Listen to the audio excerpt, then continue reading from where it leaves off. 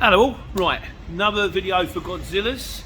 I've actually printed this one off, so we're going to read it. It's my take on waiting time and on handball. And because we're using the truck bins, we've got the Harry Potters on today, right? Lovely.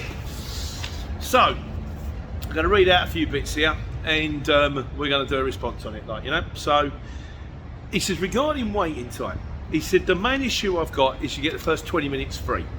He said, when does the clock start? He said, if the clock starts and you ignore the first 20 minutes and you're there an hour, the first 20 minutes doesn't count. You can only charge him for 3/4 of an hour. He said, which is what, £13.33, and by the time you called it in, it's a tenner. In a small van it is, in a bigger van it's more. He said, but the main issue is you don't know you're going to sit around for an hour. It's not worth the call to say that every time you're on site, I'm on site. As 99 times out of 100 it will get ignored. He says you also can't threaten in on the CX notes waiting time. He says, oh, we'll come back to what he does in a minute. So my take on this is, right, so the clock starts from the second you get to the gate, when you know you're in the right place. I don't start it if I go, is that right, isn't it right? But you get in there, you get the gate, you go up to the guy, you go, is this JCS, mate? He says, yes. Click, I'm on site. I am on site, because they might keep me at the gate for 3/4 of an hour. They might wait to get me in. Once I'm in, I'm spending time trying to find the office, trying to do the thing. That clock is ticking. Then when I get there, I go, right, ready to get loaded. If they go, yeah, no problem, mate, it's coming out, that's fine. If they go, it's not ready yet, mate, or we're wrapping it, mate, or oh, we weren't expecting you till 1, then I'm straight on the phone. And I will say to them, I'll go, right, this is the situation. I got here at 1 o'clock. Bearing in mind, I give an hour free in the truck. It's now 20 past 1. They're saying it might take a while, but we've got 40 minutes. If it carries on, hopefully we'll get it off in time. I say, if it's an hour and 10, hour and 15, I'm not going to ring you. You get an hour's free. I'm not going to kick you for 10, 15 minutes. It's that being reasonable and putting the shipper in the picture. It also pre-warns them that on that job things might not be going according to plan, which then gives them time to ring their customer and go, right, my lorry's on site. You might want to give your guys that he's picking up from a little bell to get them on the hurry up, otherwise it's going to end up costing you more money. He says what I do is basically I give them a call after half an hour and say the warehouse or office is not making the right noises, and can you please call the shipper? I would have called them before then. If I got there and I've got 20 minutes waiting time and it looks like it's not going to be ready, I'd have been bang on the phone. Fair enough. He says, so you get them a ring, so you say, can you please kindly moan at the right person? I'm trying to get loaded. This normally does cause a reaction. Yeah, because no one wants to pay waiting time. Thankfully, it's rare that I need to ask for waiting time. And he says, also, showing them a picture of a garage full of 2,000 boxes that have to be handballed at both ends, bless you Hermes, tends to get an extra 20 sheets on the quote. Yeah, well, it should do. Because, like I say, handball is part of the job. Waiting time is part of the job, but within reason. I had one yesterday. I was told there was going to be help both ends. When I picked up, it was clearing from a site, from like it was a cladding place. We cleared a tower block, and then it had to go to university. On site, there was 2 geezers and a young girl. Bless her, she worked probably harder than the 3 geezers. At the second site, there was 1 young lad and another girl with a broken foot. And bless her, she worked hard too.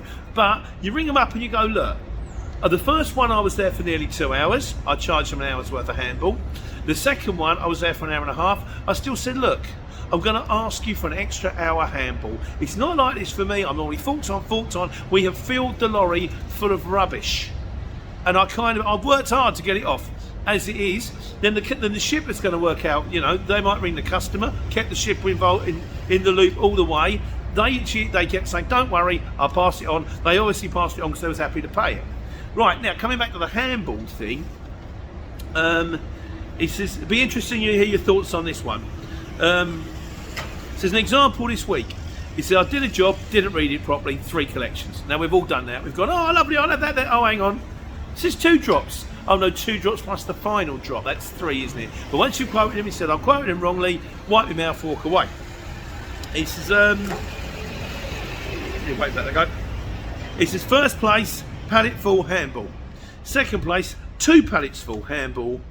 And then he said the fourth, he says 3 pallets of handball. Now I'm feeling very, very exploited. So 1 is fine, 3, 4 is a bit too much. He says, and I know when I get to the other side, I'm going to DHL, there's going to be no help. He says, but he says, can you accumulate it? He said, I took maybe 10 minutes of my first collection. Fair enough, that's to be expected. He said, second one was over 20 minutes. Third was like half an hour. He said, there's no handball listing, but can you accumulate time? Can you call them and say, cough up another 30 quid, as no one's been giving me a rush, I've had to do it all on my own. He said, I'm not a fan of charging handball or waiting, so I tend to put it in the quotes, the notes that it gives them an hour. Gives them an hour free. For the size of your van, mate, I think that's very kind.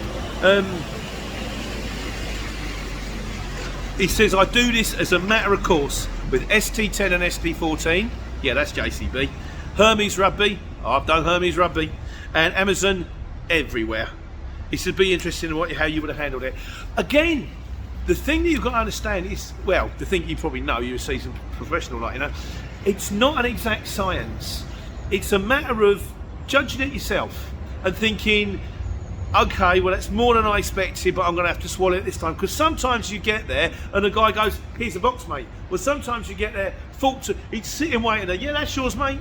Bosh, off you go. Sometimes, like yesterday, I was on the job loading and unloading for 4 hours. I got an extra 2 hours, but this job still took me 2 hours, whereas it might have only taken me another 10-15 minutes on a different job. It's part of the course. Sometimes you get a good one, sometimes you get a bad one, sometimes you get an in-betweener. You kind of have to judge it. Oh, the one thing I will always say, and it's all the way along, be polite. Be polite, ring the shipper, give them plenty of time, explain the situation, be reasonable. If you can, have a laugh. Try to put them in the picture and then work it out together. That's kind of the way it has to go. The worst thing you can do is ring up and start screaming, or tell them afterwards I've done it, because then they're going, firstly, why are you shouting at me? I didn't even know this was happening on. And 2, if you'd have told me sooner, I could have run my guy and gone, he's there. Could you get him loaded a bit quicker? Rather than going, you've sat there for 3 hours and then gone, you owe me 3 hours worth of waiting time. If you'd have run me, I'd have got him on the hour out, you'd have been on the road 2 hours sooner. So it really is one of those things, like with the insurance, like with many things in the exchange, every different situation has to be handled differently, which is kind of part of the joy of the job. It's not the same mundane every day. I go here, I do that, I go here, I do that. Everything's different. Some are fabulous, some are not fabulous. But there's nothing you've said in there that's wrong. The points I would say, well, I don't know what I'm talking about, but if you ask my opinion, I start the second you hit the gate and you're in the right place, hit the clock. If it looks like it's going wrong, ring them as quickly as you possibly can, and to give an hour free. I know you don't like hassling them. Sometimes I think I'm going to ring them. I haven't done it before where I've rung them up and gone, listen, this is the situation. You know how much money you've got on the job. I would like an extra bit of dough. If you can do it, please.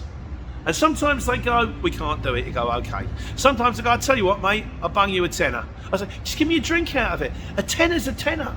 It's worth a phone call for a tenner, you know? But ultimately, it's a bit of a maelstrom. Not quite how you go with that one. So anyway, thanks for the comments as usual, mate. And everybody else's, what do you all think to this? We'll talk about it on the Sunday Q&A. In the meantime, take care, take money.